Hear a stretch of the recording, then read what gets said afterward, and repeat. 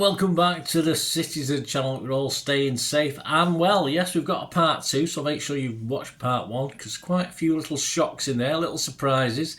They will get more shocking, and there will be ones where we think, oh yeah, that sounds about right. Of course it is, because we're talking the Premier League, City's Premier League Player of the Season for the 2024-25 season. I've done my Champions League, I've done my domestic cups. So this is a look at, like the league, the most consistent in 38 games. Now, a lot of people are struggling to pick one this season. A lot of people are mentioning people like Gvardiol. But yes, all I do is go back over my ratings for the season, even though I might have a view myself. And then I do all the maths on it and work out what it is and come up with a player of the season. And of course, just for balance, I will give you the Manchester Evening News as well. Although I did notice in one of the later Manchester Evening News, they give a rating for the season, and they're not really like they add up if you add the sums up. So yeah, it's interesting, isn't it, how these things work out with statistics? But I think this is pretty informative. So we'll have a look. Of course, Simon Bukowski was mainly in charge of the Manchester Evening News ratings. Joe Bray certainly chipped in with a probably 3 or 4 games, I think, during the season. So as we go into part 2, there are more surprises. We do have a criteria, which you might remember from part 1, but if not, they've got to have played a minimum of 30 minutes as a substitute or made a start in at least 19 of the 38 league games, so half of the games. And of course, 14 players met that criteria. We've not quite got to them yet in part 1.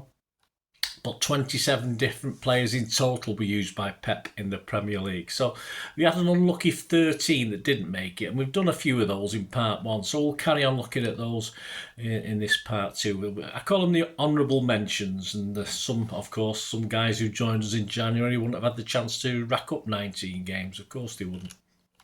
So let's go on to our first player, and it's another player as in part 1 where he suffered a few injuries, which was a problem this season, and we're talking, of course, Nathan Ake. He made 8 actual starts and 1 times 30-minute plus cameo as a substitute, and one of the minor sub-appearance as well. He missed the first quarter of the season through injury. His first league start was on the 2nd of November in the defeat at Bournemouth, of course, which just started the rot, didn't it, that one. He's got a Manchester Evening News average of just 5.89 out of 10, and he's got a 6 from me, so I appreciate him a little bit more than Simon Bukowski and Joe Bray. His best performance was a man of the match one before another injury in a 2-2 draw at Brentford on the 14th of January.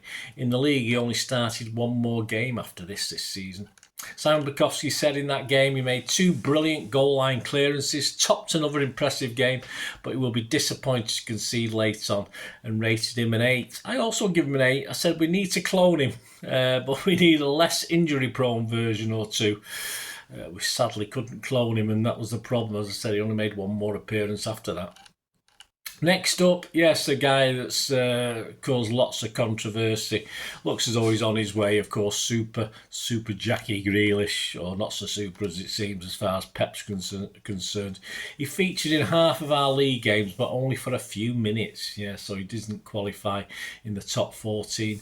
He had an average of 6.78 in the Manchester Evening News, who had him in the top 3. If you took everybody into account, of course, he won't qualify because he didn't make enough starts. And for me, it was 6.61, and that was also good enough for 3rd overall. So there you go. He's despite him not getting much time, he did all right on the averages.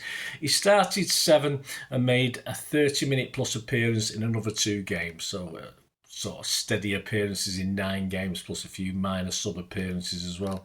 He made just 1 start in the second half of the season. Obviously, most of them came in the first, and scored a 2-0 home win over Leicester on the 2nd of April. 4 of his league starts were in our first 7 games. Back to that 1 start over Leicester, arguably City's man of the match on the day, Jack Grealish. Simon Bukowski said of him, "Can City make a central player of Grealish yet? He showed good composure and understanding in the role after scoring early," and he rated him an 8. The answer from Pep to that question appeared to be no, obviously. I commented that I missed his goal for obvious reasons, because it was a 9-minute boycott, so I didn't even get to see it. But I was happy for him, giving him a 7.5. and it was his only league goal this season, of course. SofaScore stats for that game: touches, he had 67. He was 93% successful in his passes. He hit 50 out of 54. That's not bad. 2 key passes. He was accurate with 1 long ball. He had 1 shot on target, 1 shot off target. He lost possession 9 times, which is fine for his position, and he made 1 clearance. Jack Grealish, I don't think I'll be talking about him next season. Not with City anyway. Next, with more league appearances than he would probably have envisaged, our number 2 stopper, of course, goalkeeper Ortega. 12 starts and 1 sub-appearance in the 5-2 win over Palace. He did show his lack of big game calm, though, in a poor performance away at Arsenal. He wasn't alone, though, was he, with the rest of the team for that one? His best performance with a rating of just 7 from me and Simon Bukowski was the 3-0 home win over Forest on the 4th of December. Simon said he'd made a fine save in the first half to deny Gibbs White. Wonder I know that name. And his distribution helped to keep City on the front foot. For me, I said, did all that was asked of him. Edders could have a long wait. Will we ever see him again? Well, yeah, we probably would. Anyway, Ortega started 6, though, of the next 7 league games, but that Arsenal defeat didn't do him much good long term, as Ederson returned, of course, to be our number 1. Manchester Evening News average for Ortega was 5.83. For me, it was 5.75. Not the lowest, though, but the next guy certainly is, as far as overall ratings are concerned. A player whose average with the Manchester Evening News was just 4.81. And quite unusually, because we have different ways of scoring me in the Manchester Evening News. They don't use halves, I do. My score was also 4.81 out of 10. And of course, we're talking, Mr. Kyle Walker, aren't we? 9 starts and 4 qualifying sub-appearances. No appearances after West Ham at home in early January as he went to Italy. He replaced Aki on 61 minutes. Yes, in that West Ham game. Simon said Guardiola was not happy when the goal was scored from his side. He rated him a 6 in that game. I said, well, he's no super sub, and scored him a 5.5. He rated less than 6 on all of his starts, but on as a second half substitute for Akanji in a 3-0 win over Forest in early December, he got 6s from me and Simon B, which was quite good for him this season. Simon B stated, lost to Langer when the winger should have hit the target, but otherwise uneventful. I just said no alarm bells, but that was about as good as it got as far as Kyle Walker's ratings. The last player not to qualify but made 14 starts and only one of our January signings to feature regularly, also with a couple of minor sub-appearances, Omar Marmoush, of course. 6 goals in his 14 starts and a good average of 6.79 for the Manchester Evening News. A little bit less for me, 6.54. Since his debut on the 25th of January in a 3-1 win over Chelsea, he featured in every City League game and only posted sub 6 out of 10 ratings, along with most in our defeat to Arsenal. Man of the match performances against Brighton at home in mid-March and Bournemouth at home in the final game at the Etihad. But his standout has to be the 80 minutes he was on the pitch, and that hat-trick, of course, in the 4-0 win over Newcastle on the 15th of February. Simon B said of his performance that day, what an explosive first half hour to catapult the team to victory and set off his own City career. A 9 from Simon for that one. I added to that by saying staggering display in the first half in the right place at the right time. The Egyptian prince may well quickly become a king. Almost, we're getting there. So there it is, that's the also-rans and some of the not-so-also-rans, racking up figures that would have taken them high, of course, in our player of the season rankings, but they didn't do enough games. It's as simple as that. But 14 players did. So here they are. I'll give you 14. Number 14, also number 14 for the Manchester Evening News on ratings, an average of 5.7 for me and an average of 5.72 with the Manchester Evening News.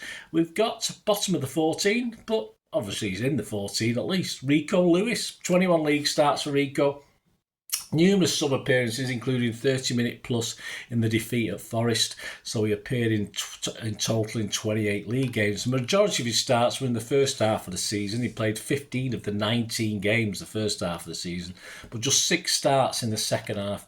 We have to go back to the very first game of the season, though, Chelsea away, for his best overall performance, a 2-0 win at Chelsea that day. Joe Bray of the Manchester Evening News said of Rico, deservedly keeping his place at right back, Lewis enjoyed a physical battle with Christopher Nkunku, and it was his inverting into the attacking midfield area that opened up space for the opening goal. Even if he didn't have a direct role, he even popped up with a brilliant goal line clearance to keep City ahead. Kyle Walker won't have it easy coming back into the side, and Joe scored him an 8. I noted one of his best games for ages.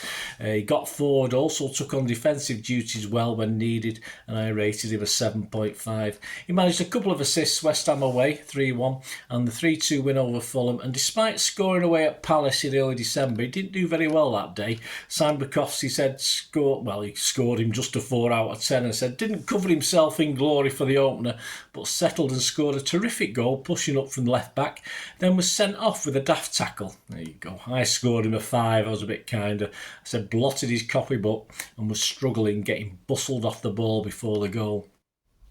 And at 13, yes, unlucky for some and unlucky for one of our own, Mr. Phil Foden. He's been a bit of an enigma this season. He made the top 10 with the Manchester Evening News, though. He's rated number 10 with them as far as his average is concerned. Illness appeared to dog his season. He never really looked right despite 7 goals, tied for second with Marmouche, of course, this season after Haaland, and 2 assists he made in 28 league appearances. He started in 20 and had 4 qualifying sub appearances. My average season rating for Phil was under 6. It was only 5.67, a little lower than the Manchester Evening News' 6.13. We really thought he was coming back to form over Christmas and well into February, but it was a false dawn. During this time, he started 11 league games on the trot and scored 6 goals and added 1 assist in his 4 league games in January.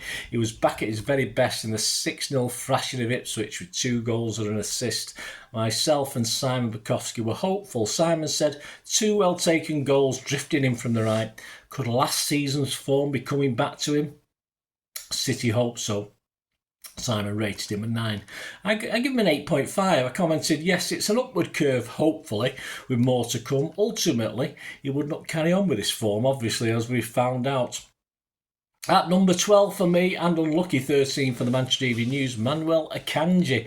He would have made more appearances if no injuries had happened, because he's one of Pep's go-tos, of course, this season. But he did manage 23 starts and 1 qualifying sub-appearance. He averaged 5.75 for me and 5.87 for the Manchester Evening News. His worst showing, as many was this season, was the Arsenal away bashing. Sam Bukowski said of his performance that day, unacceptably bad for the first goal and had a few more shaky moments. Simon just scored him a 4. I said this guy has gone, and just a 3 for me. Obviously Pep doesn't think the same, does he? During November and late December, he never rated more than a 5 out of 10. A few 4s knocking in there as well, with neither myself or the Manchester Evening News in 6 league games. If you look to his best performance, it was in the 1-0 Saints win in October, where Simon Bukowski was making Rodri comparisons. He said, increasingly influential moving forward in the post-Rodri part of the season and looked comfortable pushing up. He gave him an 8. I decided a steady, calm job and in command mostly. I rated him, though, a bit less at 7. Just outside of the top 10, a guy who will be with us for another year and scored probably one of the best goals of the season. Ilkay Gundo, of course, Ilkay Gundogan. 25 starts in the league, probably more than he ever expected, and he appeared in total in 33 league games, with one of those sub-appearances more than 30 minutes. My season average for Ilkay, just 5.81. Yes, that's a good performance in the last game. Wasn't good enough to put him over the 6 mark, but he did rate a 6.08 for the Manchester Evening News. And despite a horrible game in the 4-0 home defeat to Spurs on the 23rd of November, with Forgot about that one. Pep continues to give him plenty of game time. Joe Brace said of his Spurs performance, a horror show, bypassed constantly in the game and unable to get back and help. A player who used to make everything look easy is struggling badly. I was also not overly impressed. I said not sure what his role exactly was, and it looks like he doesn't either. We both scored him just 3 out of 10. Yeah, he did get a bit better after that. He possibly saved his best to last, of course, in our final 2 games, and with a goal in our final game win at Fulham helped him to his highest match ratings of the season. Simon B said after this Fulham game, what a goal, an excellent performance on top of that, working back to help the defence and linking with Haaland and Marmoush. He scored him an 8. For me, I said better up top a lot of the time, great goal and nicely won us the penalty. And I give him an 8.5. I was generous. Some SofaScore match stats for this game: 87% pass accuracy, 27 out of 31 completed, 5 key passes. He made 3 crosses, of which 2 were accurate, 5 accurate long balls out of 5, and 1 shot on target. He may have 2 dribble attempts, and 1 was successful. He won the penalty, of course. He won 6 out of 7 ground duels. That's good for Gundo, isn't it? He won 1 aerial duel out of 1. He lost possession 6 times, which is absolutely fine. He was fouled 4 times and he made 1 tackle. There you go, Ilkay Gundogan. Didn't quite make the top 10. But that does leave us with our top 10.